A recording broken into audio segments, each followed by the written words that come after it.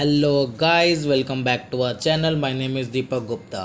आज का जो S A 510 initial audit engagement. जैसे कि हमारा लास्ट ऐसे था एस ए 210, काफ़ी छोटा और काफ़ी सिंपल था। एस ए 510 भी काफ़ी सिंपल ऐसे है। मैं चाहता हूँ कि ऐसे स्टार्ट करने से पहले एक बार हम ऐसे को गो थ्रू कर ले। मैंने काफ़ी बच्चे ऑब्जर्व किए कि इस एस्से को बच्चे स्किप कर देते बिकॉज इसका कंटेंट देखकर बच्चे कहते हैं इतना सारा कंटेंट हमें याद करना पड़ेगा एंड इसको ऑब्वियसली आपको एग्ज़ाम में लिखना भी पड़ेगा, तो बच्चे इस एस्से को स्किप कर देते हैं। बट एक्चुअल में एस्से में ऐसा कुछ है ही नहीं। हाँ, मैं मानता हूँ कि कंटेंट ज़्यादा है, बट लर्न करने को, ये समझने को इस एस्से में कुछ है ही नहीं।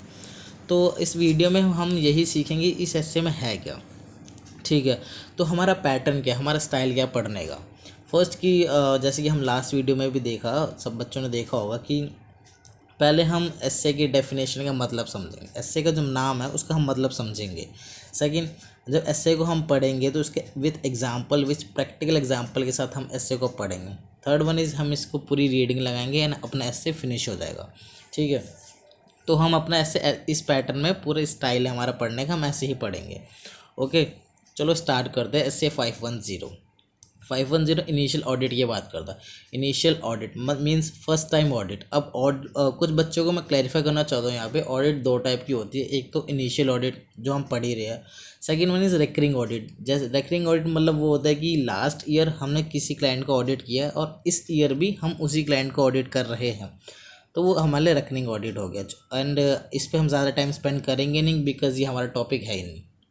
ठीक है, इनिशियल ऑडिट की बात करें। अब इनिशियल ऑडिट हमारे पास दो केस में हमारे पास इनिशियल ऑडिट आ सकता है। फर्स्ट कौन सा केस होगा कि कब उस क्लाइंट का आज तक ऑडिट ही नहीं हुआ, वो कंपनीज एक्ट में रजिस्टर्ड ही नहीं था या ऑडिट के लिए वो एलिजिबल ही नहीं था, उसका थ्रेशोल्ड लिमिट ही कभी क्रॉस ही नहीं हुई कि वो ऑडिट करवाए।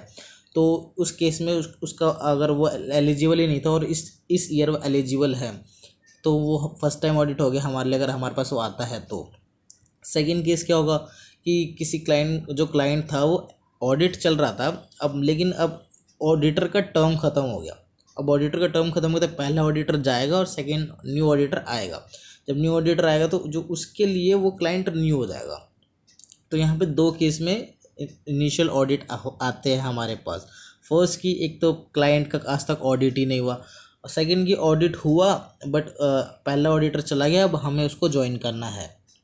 ठीक है, तो आई थिंक सो कि बेसिक तो मैंने बता दी। आपका डेफिनेशन का मतलब आपको क्लियर हो जाना चाहिए। इनिशियल ऑडिट मतलब यहाँ पे किस चीज़ को कहना चाहता है वो एस्से हमारा। ठीक है, चलो अब एस्से का मीनिंग एंड मतलब एस्से के अंदर की बातों को पढ़ते हैं।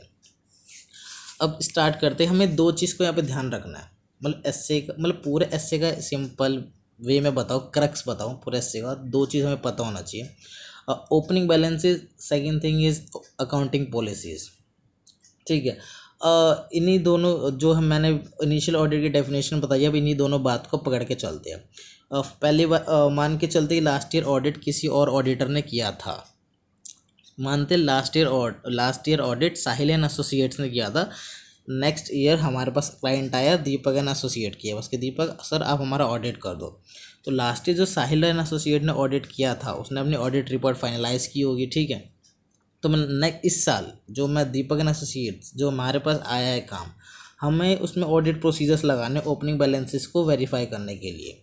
तो जो लास्ट ईयर जो ऑडिट रिपोर्ट थी उसकी, वो इस ईयर सही वे में जो उसकी क्लोजिंग बैलेंसेस थी लास्ट ईयर, वो इस साल ओपनिंग बैलेंसेस जो आए हैं वो ढंग से कैरी फॉरवर्ड हुए कि नहीं हुए, हमें ये चेक करना है कि लास्ट ईयर क्लोजिंग बैलेंसेस इस साल के जो ओपनिंग बनेंगे वो ढंग से कैरी फॉरवर्ड हुए कि नहीं हुए। ठीक है, सेकेंड थिंग जो कि लास्ट ईयर की अकाउंटिंग पॉलिसीज़ थी वो इस साल सही से कैरी फॉरवर्ड हुए कि नहीं हुए। अगर वो कैरी फॉरवर्ड नहीं हुए, ठीक है, कोई डेविएशंस है, कोई प्रॉब्लम नहीं है, डेविएशन हो सकती है, बट अगर डेविएशंस है तो मैनेजमेंट ने अपने नोट्स टू अकाउंट्स में या accounting policy, significant accounting policy जो हमारे सैप होती है उसमें डिस्क्लोज किया कि नहीं किया, वो हमें चेक करना पड़ेगा।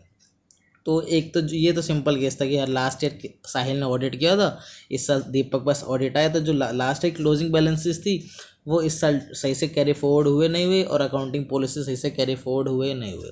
हुए हैं वेल एंड गुड, नहीं हुए तो चेक कर लो अकाउंट ओपनिंग बैलेंस के केस में क्या चेक करेंगे कि अगर सही से कैरी फॉरवर्ड नहीं हुए कि वहाँ पे अपनी मटेरियलिटी चेक करेंगे। अगर हमारे लिए मटेरियल अमाउंट है, ऑफ कोर्स अगर मटेरियल हुआ, अगर नहीं हुआ मटेरियल इग्नोर कर सकते हैं हम, ठीक है। और मटेरियल हुआ तो उसके बाद हम उसे और फर्दर ऑडिट प्रोसीजर लगा के अगर हम एक्सेप्टेबल लो लेवल तक ला सकते हैं तो हम उसको पूरा ट्राई करेंगे। अगर नहीं ला सकते तो हम अपनी रिपोर्ट भी मॉडिफाई कर देंगे, ठीक है।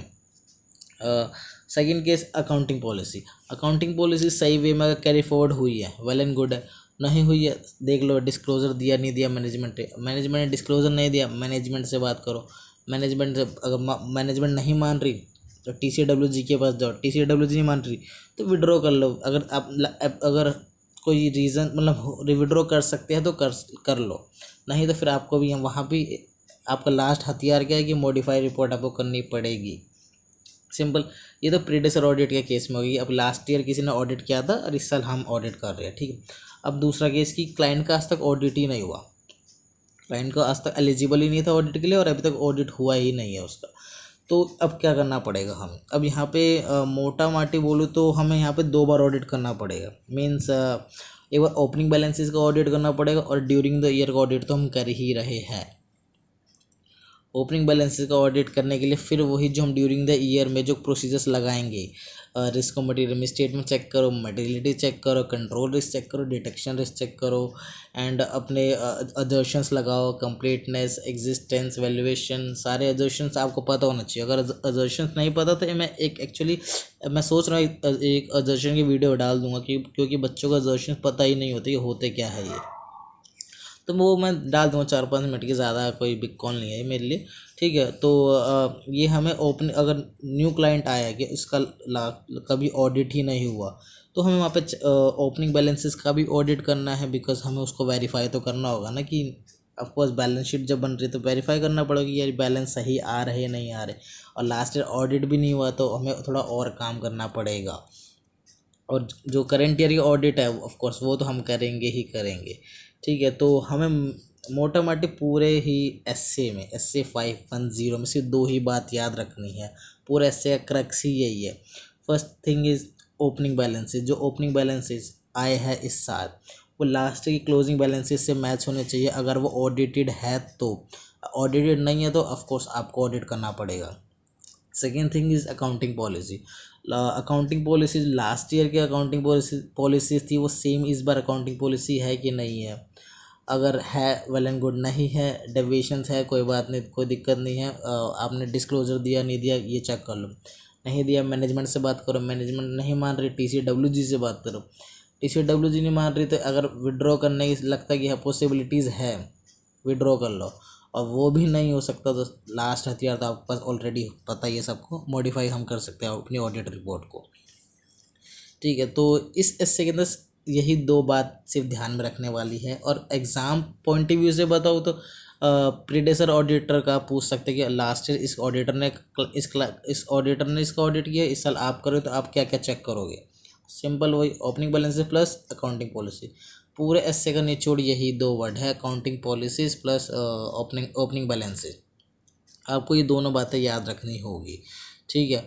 और विड्रॉ मैंने बोला था कि अगर मैनेजमेंट के पास जाएंगे कोई प्रॉब्लम हुई मैनेजमेंट के पास जाएंगे, इसका TCWG के पास अगर पॉसिबिलिटी है तो विड्रॉ करेंगे। और विड्रॉ करने का पूरा प्रोसीजर होता है जो मैंने SA 210 में बताया है।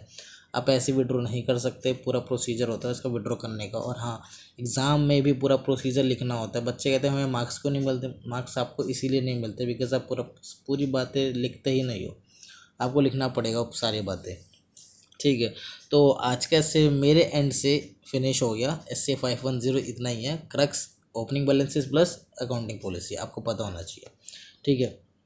तो SA 510 is finish from my side.